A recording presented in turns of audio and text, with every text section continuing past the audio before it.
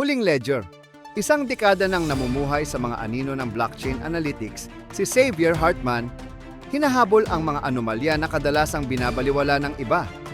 Noong Enero 10, 2026, habang nanginginig ang pandaigdigang merkado dahil sa mga bulong-bulungan ng kawalan ng balanse, nakatanggap si Xavier ng isang naka-encrypt na dossier, Project Paraclete, isang lihim na plano na nakatago sa loob ng mga transaksyong blockchain na may kaugnayan sa isang hindi pinapangalanang malaking sporting event.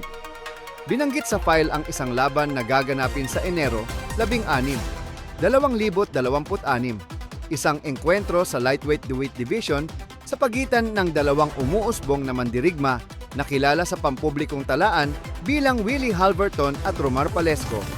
Para sa karamihan, ito'y isang ordinaryong laban na natabunan ng walang tigil na pagtaas ng merkado ng kripto. Ngunit para kay Xavier, may mali dahil napakalaki ng mga pustahan na nakapalibot dito. Ang mga trading bot, decentralized oracle at mga wallet na walang malinaw na pinagmulan ay tahimik na nagpapadaloy ng maliliit ngunit tuloy-tuloy na pustahan na para bang sumusunod sa isang mas malalim na disenyo. Ngunit yun pa lamang ang simula. Magulo ang buwan ng Enero para sa mga digital asset. Ang Solana SOL, isa sa mga nangungunang token sa blockchain, ay nagtala ng halagang humigit kumulang $144 na dolyar at 70 sentimo USD noong Enero 16, 2026, bahagyang mas mataas kaysa sa mga nakaraang araw, may mahinang pag-akyat bago muling bumaba. Para sa karaniwang trader, isa lamang itong normal na galaw ng merkado. Ngunit para kay Xavier, malinaw ang senyales. May ugnayan sa pagitan na ng paggalaw ng presyo ng SOL/USD at ng eksaktong oras ng mga mikrotransaksyon konektado sa Project Paraclete. Tahimik ngunit eksakto ang galaw ng presyo. Tuwing may lihim na wallet na magsasagawa ng sunod-sunod na transaksyon, bahagyang tumataas ang presyo ng SOL 0.1%, 0.3%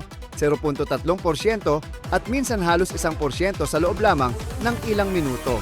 Hindi ito tsamba. Ito ay kodigo. Isinulat ni Xavier sa salaming pisara ang kanyang teorya. Kung minamanipula ng proyektong ito ang daloy ng asset upang palitawin na matatag ang kripto bago higupin ang liquidity. Kung gayon, ang laban sa lightweight division ay isang panakipbutas lamang. Sa tuwing bahagyang tumataas ang presyo, tumitindi ang atensyon ng publiko. Mga komentarista, influencer, at maging ang mainstream media ay nakatuon sa tibay ng Solana sa antas na 140 hanggang 145 dolyar noong Enero 16. Sa Phoenix Arena, nagliyab ang sigawan ng mga tao habang pumasok sa ring sina Halverton at Palesco. Hindi nila alam na ang kanilang laban ay sentro ng isang mas malawak at artipisyal na eskema ng liquidity. Mahigpit ang laban, 6 na round, bawat isa'y pabor kay Halverton ayon sa mga hurado na nagtapos sa score na 60 sa 54. Malinis, ngunit walang sigla ang kanyang panalo. May mga bulong-bulungan na ang kampo ni Palesco ay tila may alam na hindi dapat alam ng isang karaniwang koponan. Ngunit walang matibay na ebidensyang lumabas sa publiko. Sinundan ni Xavier ang mga digital na lagda ng mga wallet hanggang sa isang shell company na tinatawag na Helionis Securities.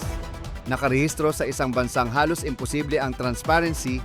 Isang partikular na wallet ang paulit-ulit na nagpapasimula ng mga trade bago ang biglaang pag-akyat ng presyo ng SOL. Palaging bandang tanghali, kapareho ng oras kung kailan nagbubukas ang mga automated betting platform ng malalaking linya pabor sa Halverton.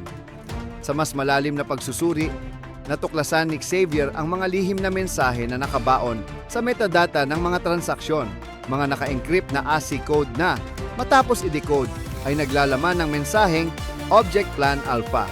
Ipatupad ang ikatlong yugto sa pagbukas ng merkado. Ngunit ano ang object? Pagbagsak ng portfolio, isang pump and dump, o isang planong pagyanig sa tiwala ng publiko sa blockchain? Inihanda ni Xavier ang isang kumpidensyal na ulat. Nilahad nito ang malinaw na padron, pagkakatugma ng timing ng crypto market, at malalaking pustahan sa mga laban sa sports algorithmic na pagpapatupad ng mga trade, kasabay ng galaw ng SOL/USD.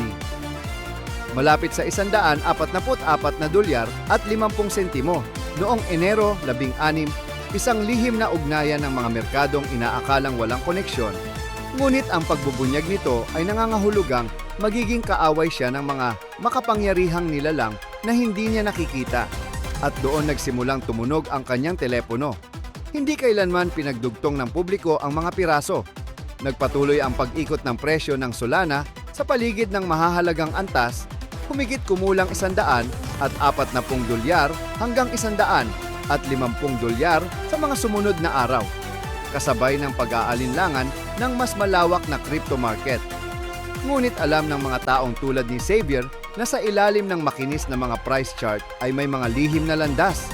Mga kamay na hindi nakikita, ginagabayan ang sentimiento ng merkado at mga kontratang lihim na sumasabay sa mga pampublikong palabas. At bawat ledger ay may lihim na naghihintay lamang na mabasa. Salamat sa panonood.